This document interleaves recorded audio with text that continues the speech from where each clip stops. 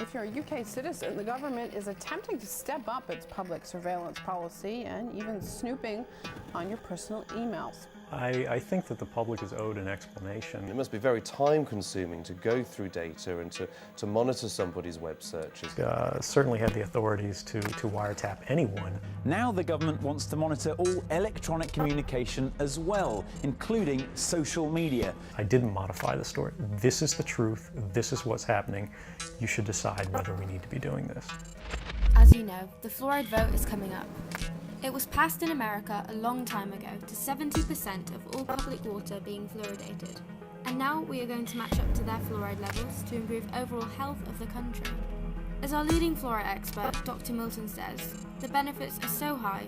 The vote is taking place this Thursday and I urge you all to vote.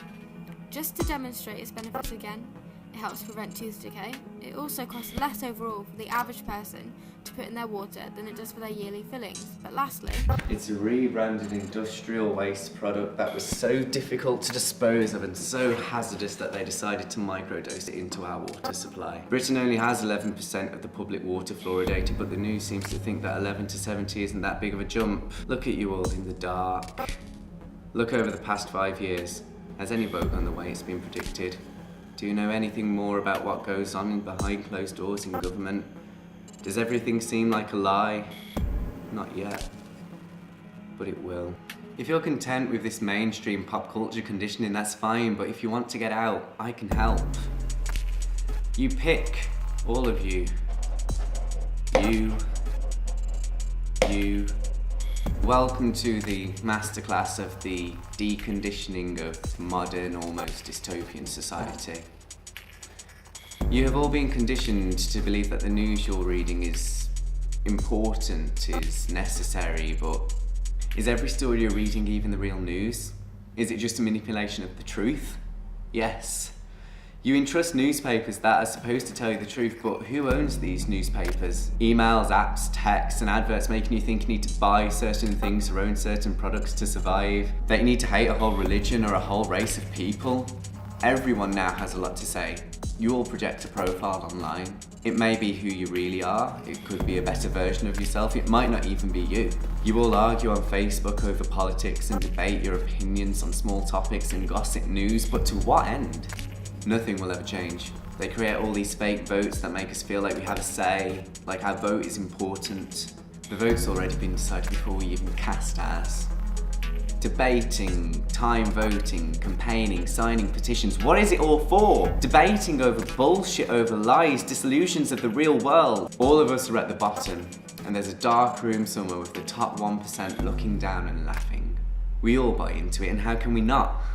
We buy these phones that take away our entire privacy, but we want to get the phone so we can sell our privacy. We buy these products off companies that have a 90% profit margin. We buy off companies that have blood on their hands. Coca-Cola, Walmart, and Sports Direct. Morally wrong companies like Byron Burger still going strong. Edward Snowden came out, he blew that 1% whistle and no one takes any notice. No one cares, they've conditioned us to accept it. We know they are lying. They know we know they are lying. We let them carry on. Wake up! For the sake of humanity, wake up. We are in a vicious, virtual, controlled loop. We look at the news, we react to the news, we buy the products it tells us to, we hate who it tells us to hate. The news is made by the top 1%. Can you see where I'm going with this? It doesn't matter that Brad Pitt and Angelina Jolie are getting divorced, or some random guys proposed to someone somewhere, or even Trump being president. Because what's changed? Nothing. I fall for it too, everyone does, but there are puppet masters and we will never get to see behind the curtain. All of this celebrity sex culture is a tool to brainwash us, keep us busy, forget about the real world. So I'll ask again, what is this all for? Obviously I'm being followed, but isn't everyone? I mean, even if you put blue tech over the camera, it still messes up the functions of the phone. And your mic is constantly recording you. Emails, Facebook messages, phone calls, internet history, map locations, the lot. Now, you're there thinking, well, it doesn't matter to me, I have nothing to hide. But it's not that you have nothing to hide. You shouldn't even have to worry that that's the case. You are tapped. Everyone is. I could tap into you right now if I wanted to. It's a loop. But this video will give you the opportunity to wake up. I won't force feed you shit. Wake up if you want, and if not, that's fine. If you want to download the link at the end, it will delete your entire browser history, but you have the opportunity to keep what you want. Wiping it means that they no longer feed you what they think you want. I then set up real news sites that give you actual stories, non-profit news companies. What do you think of that, Murdoch? It seems like my feed's getting interrupted, but the link's out there. I'll post it everywhere. They've broken through, but don't let that stop you.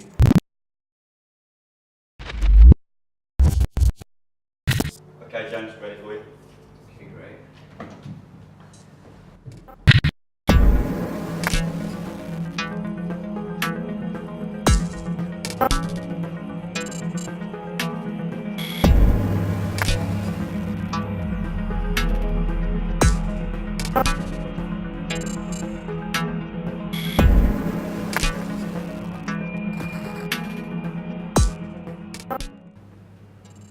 They've broken through.